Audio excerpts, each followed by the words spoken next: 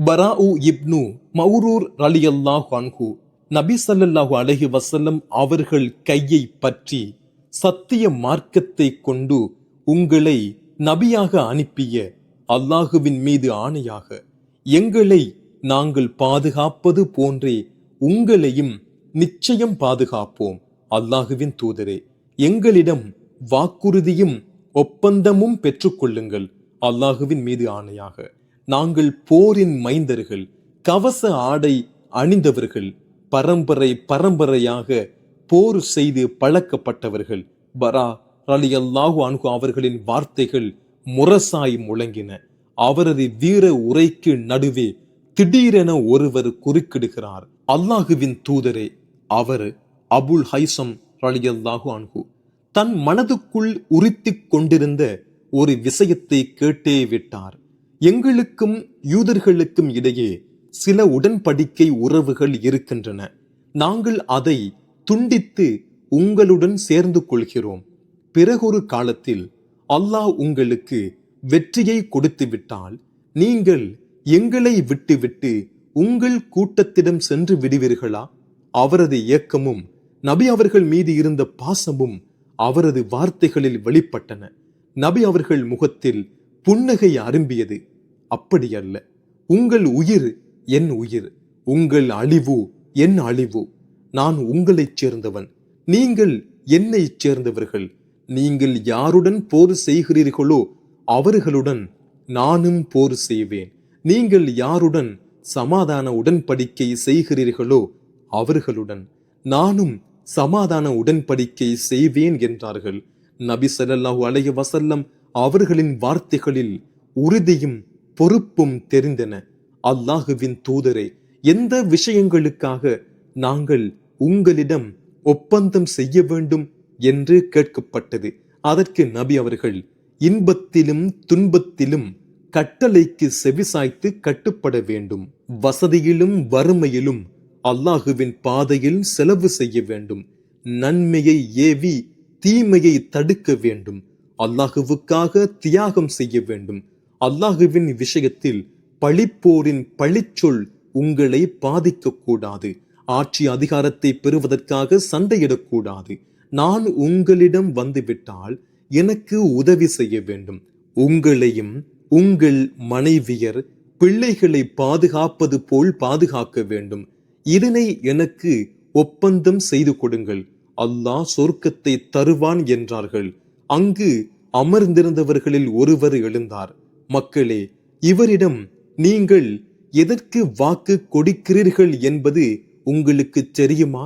இப்படி கேட்ட மதீனா வாசிகளின் முக்கிய பிரமுகரான அப்பாஸ் இப்னு உபாதா ரலியல்லாஹு அன்ஹு அவர்களின் கவலை என்னவென்றால், கொடுக்கும் வாக்குறுதியின் விளைவு எப்படி இருக்கும் என்பதை மக்கள் உணர்ந்துதான் உள்ளார்களா என்பதுதான்.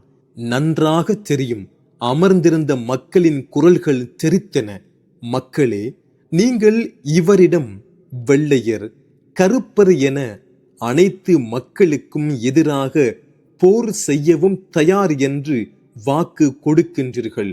உங்கள் செல்வங்கள் அழிந்து உங்களில் சிறப்புக்குரியவர்கள் கொலை செய்யப்படும் போது நீங்கள் இவரை எதிரிகளிடம் ஒப்படைத்து விடுவீர்களா? அப்படியானால் இவரை இங்கேயே விட்டுவிடுங்கள். அல்லாஹுவின் மீதானையாக, அந்த தவறை நீங்கள் செய்வது இம்மையிலும் மறுமையிலும் மிகப்பெரிய இழிவை பெற்றுத்தரும். அவர் இன்னும் கொஞ்சம் இதை விளக்கிச் சொன்னார். அதற்கு அங்கு கூடியிருந்தவர்கள், எங்கள் செல்வங்கள் அழிந்தாலும் எங்கள் சிறப்பிற்குரியவர்கள் கொல்லப்பட்டாலும் இவரை அரவணைப்போம், கைவிட மாட்டோம். இதே நிபந்தனைகளின் பேரில் தான் இவரை அழைத்துச் செல்கிறோம். இந்த நிபந்தனைகளை நிறைவேற்றினால் எங்களுக்கு என்ன கிடைக்கும் என்றார்கள். நபி ஸல்லல்லாஹு அலைஹி வஸல்லம் அவர்கள் சுவர்க்கம் கிடைக்கும் என்றார்கள். உடனே மக்கள், உங்கள் கையை நீட்டுங்கள் என்று கூறி ஒப்பந்தம் செய்ய தயாராகினர். முதலில் ஒரு இளைஞர் எழுந்தார். அங்கு வந்தவர்களிலேயே அவருக்குத்தான் குறைந்த வயது. அவரது பெயர் அஸ்அது பின் ஜுராரா. எழுந்தவர் நபி ஸல்லல்லாஹு அலைஹி வஸல்லம் அவர்களின் கையை பிடித்து கொண்டு இதற்கு முன் பேசிய தலைவரான அப்பாஸ் பின் உபாதா அவர்களின் கருத்தை நினைவூட்டினார்.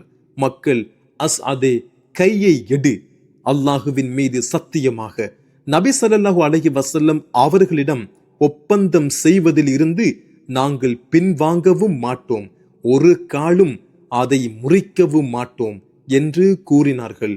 மதீனா வாசிகளின் உறுதியை நபி அவர்கள் அறிந்து கொள்ள வேண்டும் என்பதற்காகத்தான் இவ்வாறு கேட்டோம் என்பதை அறிந்திருந்த அஸ்அது ரலியல்லாஹு அன்ஹு அவர்கள் முதலில் ஒப்பந்தம் செய்து ஆரம்பித்து வைத்தார்கள்.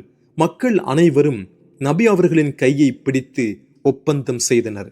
பெண்கள் இருவருக்கும் கையை பிடிக்காமல் சொல்லால் ஒப்பந்தம் செய்தனர்.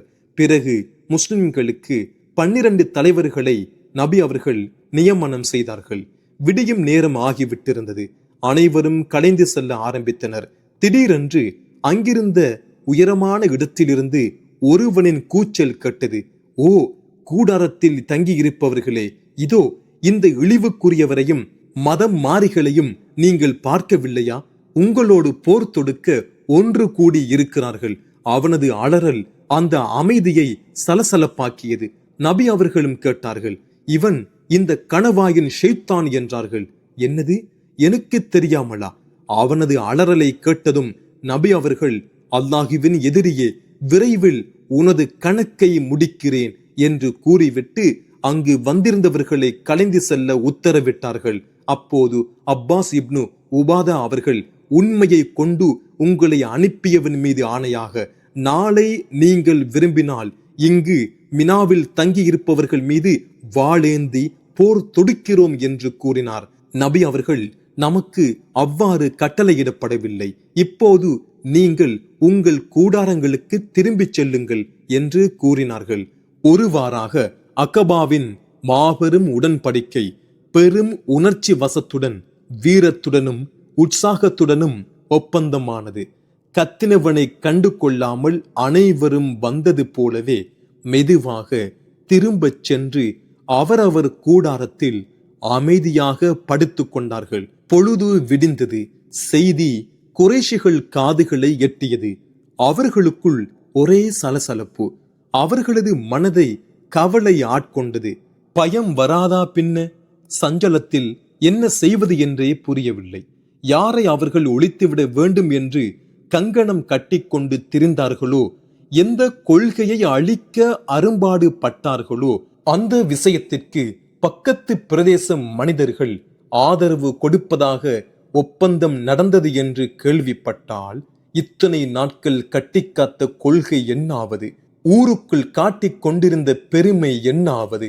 எல்லாம் மண்ணாய் போய்விடாதா என்ன? கிளம்பி விட்டார்கள் மினாவை நோக்கி. ஆதரவு நிலைப்பாட்டை எப்படியேனும் எதிர்த்து தடுத்துவிட வேண்டும்.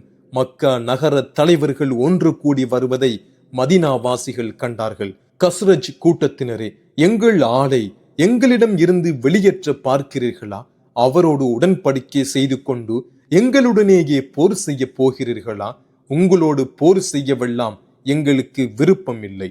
தலைவர்கள் வந்தவுடன் பொறிந்து தள்ளிவிட்டார்கள். அங்கே இருந்தவர்கள் ஒன்றும் புரியாமல் குழம்பி போய் விழித்தார்கள். இரவில் நடந்த விஷயங்கள் ரகசியமாக நடந்தது அல்லவா? அது இவர்களுக்கு தெரியவில்லை. அப்படியெல்லாம் ஒன்றும் இல்லையே, பதில் அளித்தார்கள். மக்காவாசிகளுக்கு திருப்தி இல்லை. அப்துல்லா இப்னு உபை இப்னு சலூல் மதீனாவாசிகளுக்கு தலைவனாக தன்னைத்தானே நினைத்து கொண்டிருந்த ஒருவன். இவனை பிடித்தார்கள் மக்கா தலைவர்கள். எப்போதும் எல்லா கூட்டத்திலும் தன்னை பற்றி உயர்வாக எண்ணிக்கொள்ளும் நபர்கள் சிலர் இருப்பார்கள் தானே. அடடா, நம்மிடமும் மதித்து வந்து கேட்கிறார்களே என்று நினைத்தானோ என்னவோ, உடனே எந்த விசாரணையும் இல்லாமல் பேச ஆரம்பித்து விட்டான். என்னது, எனக்கு தெரியாமலா? வாய்ப்பே இல்லை. அப்படியெல்லாம் ஒன்றும் நடக்கவே இல்லை. முற்றிலும் பொய்யான செய்தி. நான் மதீனாவில் இருந்தாலே என்னிடம் கேட்டுவிட்டுத்தான் எதையும் செய்வார்கள். அதுவும் நான் இங்கே இருக்கிறேன். என் ஆலோசனை இல்லாமல் இது போன்ற செயல்களில் இறங்க மாட்டார்கள். எனக்கு தெரியாமல் ஒரு காலம் இது போல செய்திருக்க மாட்டார்கள் என்றான். முஸ்லிம்கள் தாங்கள் ஒருவரை ஒருவர் பார்த்து கொண்டு அமைதியாக இருந்து விட்டார்கள். இவன் பேச்சை நம்பிய குறைஷிகள் அங்கிருந்து திரும்பிவிட்டனர். அப்படியும் விஷயம் ஒருவாறாக கசிந்தது. அதற்குள் அனைவரும் மதீனா கிளம்பி சென்று விட்டனர். மேற்கண்ட ஒப்பந்தங்கள் ஆச்சரியமூட்டுபவை. வரலாற்றில் எத்தனையோ ஒப்பந்தங்கள் பெரும் மாற்றங்களை ஏற்படுத்தியுள்ளன என்பதை அறிந்திருப்பீர்கள்.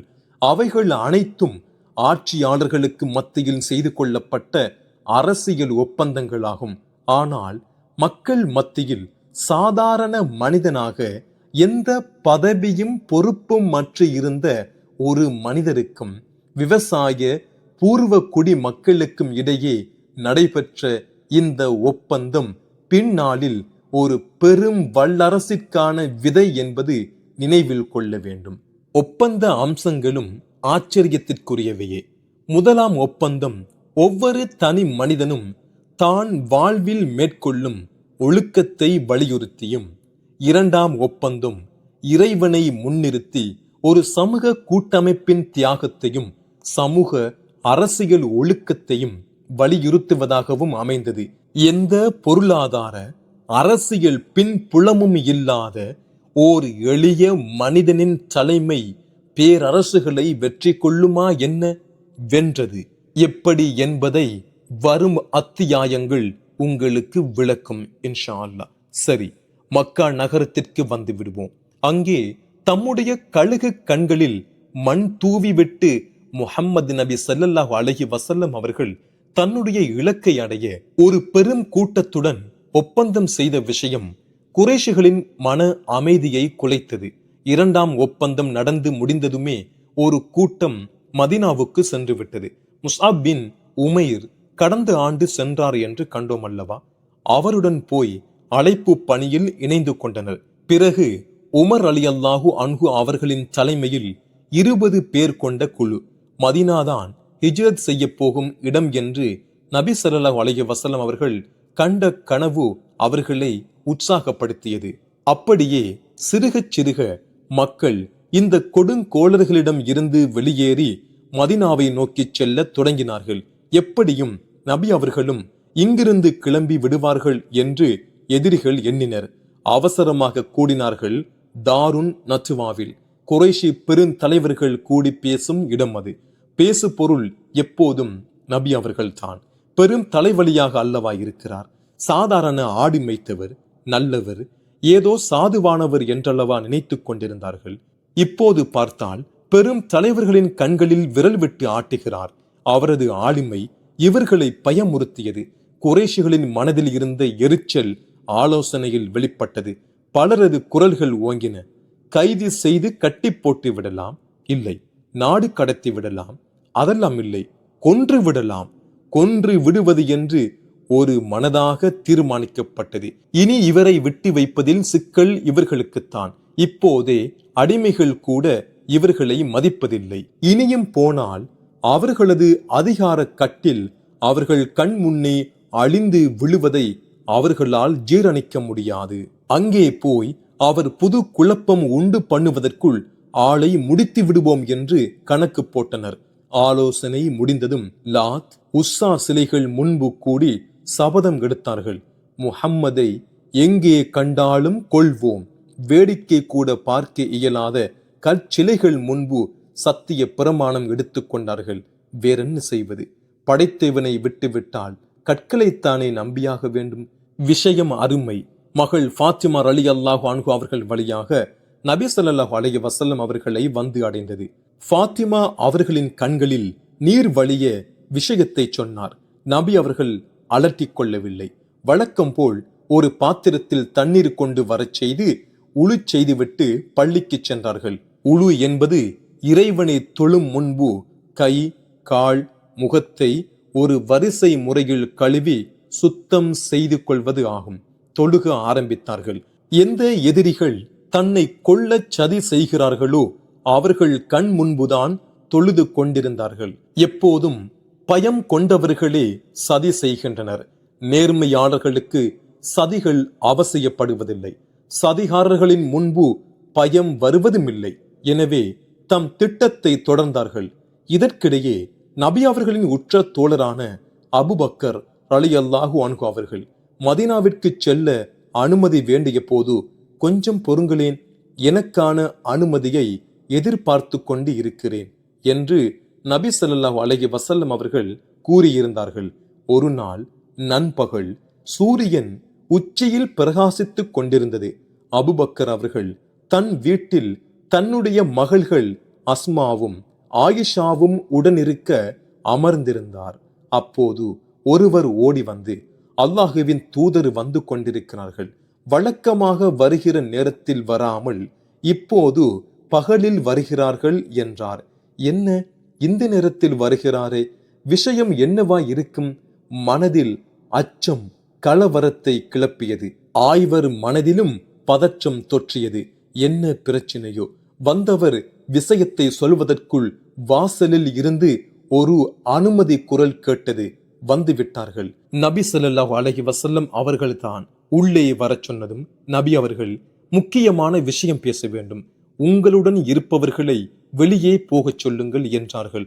அல்லாஹுவின் தூதரே, என் தாயும் தந்தையும் உங்களுக்கு அர்ப்பணம், உங்கள் குடும்பத்தினர்தான் இங்கே இருக்கிறார்கள், ஆயிஷாவும் அஸ்மாவும் தான் என்றார்கள். அந்த சமயத்தில் நபி ஸல்லல்லாஹு அலைஹி வஸல்லம் அவர்கள் ஆயிஷா ரலியல்லாஹு அன்ஹா அவர்களை திருமணம் செய்திருந்தார்கள். அதனால் தான் அபூபக்கர் அவர்கள் அவ்வாறு கூறினார். அங்கு அந்நியர்கள் யாரும் இல்லை என்பதை அறிந்து நபி ஸல்லல்லாஹு அலைஹி வஸல்லம் அவர்கள் விஷயத்தை ரகசியமாக சொன்னார்கள். அனுமதி கிடைத்து விட்டது ஹிஜ்ரத் செய்வதற்கு. நபி ஸல்லல்லாஹு அலைஹி வஸல்லம் அவர்கள், நானும் உங்களுடன் வருகிறேன். அபூபக்கர் அவர்கள், நீங்கள் என்னுடன் வருவதற்குத்தான் நானும் விரும்புகிறேன் என்றார்கள். ஏற்பாடுகள் அவசரமாய் தொடங்கின. அபூபக்கர் ரலியல்லாஹு அன்ஹு அவர்கள் இந்த பயணத்திற்காக ஏற்கனவே 2 ஒட்டகங்களை தயார் செய்து வைத்திருந்தார்கள். நபி ஸல்லல்லாஹு அலைஹி வஸல்லம் அவர்கள் ஒரு ஒட்டகத்தை தன்னுடைய சொந்த பணத்தில் வாங்கிக் கொள்வதாக கூறி அதற்கான விலையை அபூபக்கர் ரலியல்லாஹு அன்ஹு அவர்களிடம் கொடுத்தார்கள். வழிகாட்டுவதற்காக அப்துல்லா பின் உரைக்கித் என்பவரை, அவர் அப்போது முஸ்லிமாக இருக்கவில்லை என்றாலும் நம்பிக்கைக்குரியவராக இருந்தார், ஒப்பந்தம் செய்தார்கள். மக்கத்து குறைஷிகள் நபி ஸல்லல்லாஹு அலைஹி வஸல்லம் அவர்களை கொலை செய்ய திட்டம் தீட்டியிருந்த அந்த இரவில் நபி ஸல்லல்லாஹு அலைஹி வஸல்லம் அவர்கள் அலி ரலியல்லாஹு அன்ஹு அவர்களை தங்களது படுக்கையில் படுத்துக் கொள்ளுமாறு கூறினார்கள். மக்காவாசிகள் தன்னிடம் ஒப்படைத்திருந்த அடைக்கல பொருட்களை, அமானிதங்களை உரியவர்களிடம் ஒப்படைத்துவிட்டு வருமாறு அலி ரலியல்லாஹு அன்ஹு அவர்களிடம் பணித்தார்கள். இத்துடன் இத்தொடர் வரலாற்று பதிவு நிறைவு பெறுகின்றது. அடுத்து இன்ஷா அல்லாஹ் மாமனிதர் நபிகள் நாயகம் ஸல்லல்லாஹு அலைஹி வஸல்லம் அவர்கள் என்ற தொடர் வரலாற்றையும் பதிவு செய்ய இருக்கின்றோம். அதனையும் பார்த்து பயனடைவோமாக. இந்த வீடியோ உங்களுக்கு பயனுள்ளதாக இருந்தால் லைக் பண்ணுங்க, ஷேர் பண்ணுங்க, சப்ஸ்கிரைப் பண்ணுங்க, மற்றவர்களுக்கும் எத்தி வையுங்கள். ஜஸாக்குமுல்லாஹ் ஹைர். அஸ்ஸலாமு அலைக்கும் வரஹ்மத்துல்லாஹி வபரகாத்துஹு.